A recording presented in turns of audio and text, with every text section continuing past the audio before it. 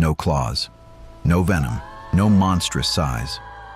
The sirens killed sailors with nothing but a song, and the sailors who died for it weren't tricked so much as given exactly what they wanted to hear.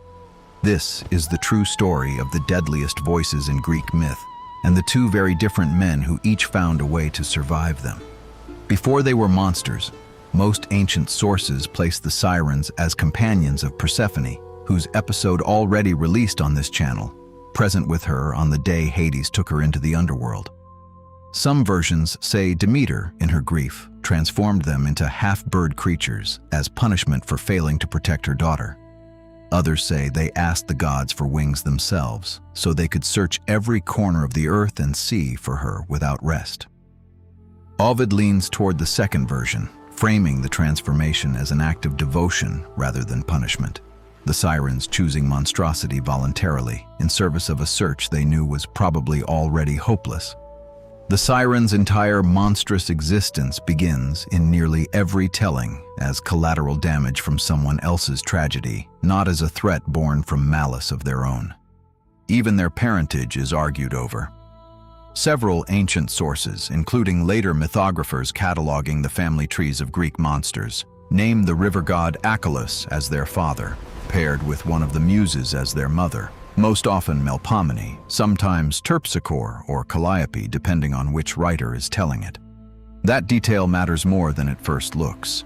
If their mother really was a muse, a goddess whose entire domain was song and inspired art, the siren's deadly voice isn't an aberration or a monstrous mutation at all. It's an inheritance, the family gift turned into something nobody survives hearing. The sirens are almost always described as women with the bodies, wings, and talons of birds, not the fish-tailed mermaid image later centuries would attach to them, which is a much later conflation. They lived on a remote rocky island, sometimes named Anthemoessa, surrounded by the bones and rotting bodies of sailors who had come before, a detail every version of the myth includes deliberately as a warning built directly into the landscape itself. Even their number is disputed. Homer's Odyssey refers to them only in the grammatical dual, meaning exactly two, unnamed. Later writers weren't satisfied with that. Apollodorus and other post-Homeric sources expand the group to three and give them names: Peisinoi, Aglaope, and Thelxiopeia among the versions that survive, each one tied to a different flavor of persuasion, whether in voice, in reputation, or in the mind of whoever they were singing to. Before any sailor ever heard them, the sirens reportedly made one very public mistake. Ovid, and later the traveler historian Pausanias, both record a tradition where the sirens challenged the Muses themselves to a singing contest, an almost unthinkable act of confidence for creatures who hadn't yet killed anyone. They lost. The Muses, as the story goes, punished the defeat by plucking the feathers from the sirens' wings and wearing them as crowns afterward. A small, almost gloating detail that later writers used to explain why the sirens were left flightless and bound to their island rock rather than free to hunt across the wider sea. The goddesses of inspired song had, quite literally, taken the sirens' wings as a trophy. What made the sirens genuinely dangerous was never physical. Their song promised each listener something specific and irresistible, often described as complete knowledge, the truth of everything that had ever happened or would happen, tailored individually to whatever the listener most wanted to hear. It wasn't a trick built on lies. It was worse than that. It offered something real enough that sailors steered their ships directly into the rocks trying to reach it, fully aware, often, of what waited for them, and unable to stop themselves regardless. Later, scholars have read the song as a metaphor for exactly that kind of desire, not a monster's lie, but a truth so complete that no mortal mind was ever built to survive hearing it and staying rational afterward. The first hero to survive them wasn't Odysseus. When the Argo sailed past the Sirens' island, Orpheus, whose own myth was referenced in this channel's Dionysus episode, simply played music of his own, louder and more beautiful, drowning out the sirens' voices before any of the crew could hear them clearly enough to be lured. Apollonius of Rhodes, writing the fullest surviving account of the Argonauts' voyage, credits Orpheus's music with saving the entire crew before a single sailor even had the chance to be tempted. It's a quieter solution than the one everyone remembers, solved not through restraint or cleverness, but through competing beauty, meeting one impossible song with another.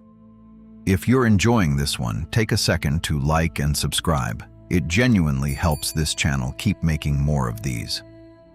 Odysseus, warned in advance by the sorceress Circe, chose a different approach entirely. He wanted to hear the song and survive it, not avoid it. He ordered his crew to plug their ears with wax and bind him tightly to the ship's mast, under strict instructions to ignore any pleading or commands he gave once the singing started, no matter how desperate he sounded. It's one of the only monster encounters in the entire Odyssey where the hero doesn't try to defeat or outwit the threat. He simply finds a way to survive, experiencing it directly. According to Homer, the Sirens' song to Odysseus specifically promised knowledge of the Trojan War and everything that had happened to every man who fought there, his own story, offered back to him as temptation, tailored precisely to the one thing a war hero famous for his own cunning could never resist hearing about himself. He strained against his bindings, begged his crew to release him, and by every account genuinely meant it in the moment, his usual composure completely gone. His crew, following his own earlier orders exactly, only tied him tighter as instructed. It's one of the few times in the whole epic that Odysseus's famous cleverness depends entirely on trusting other people to override him rather than trusting his own judgment in the moment. In most versions of the myth, the Sirens themselves were fated to die if any mortal ever heard their song and survived it. Whether Odysseus's escape actually caused this, ancient sources differ. Some have the Sirens flinging themselves into the sea in fury or despair once they realized their song had finally failed, ending both their power and their lives in the same moment their one unbreakable rule was broken for the first time. Almost no other Greek monster left a bigger mark on everyday language than the Sirens did. Siren is still the standard English word for a loud warning alarm, a direct descendant of the idea that a siren's voice announces danger even as it draws you toward it.